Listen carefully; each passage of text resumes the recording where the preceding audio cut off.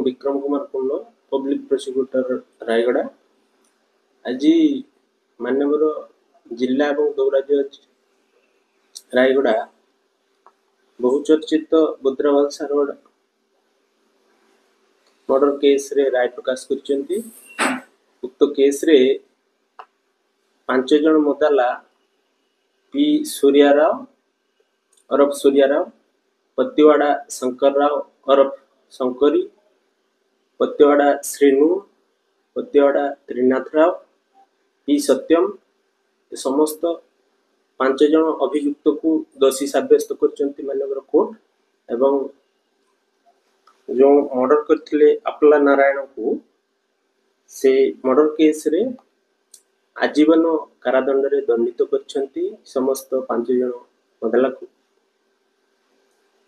एवं कोर्ट 10,000 टंका समस्त को जरिमाना आदेश देइछन्ती। जरिमाना अनादेय 1 वर्ष कारादंड रे दंडित करछन्ती।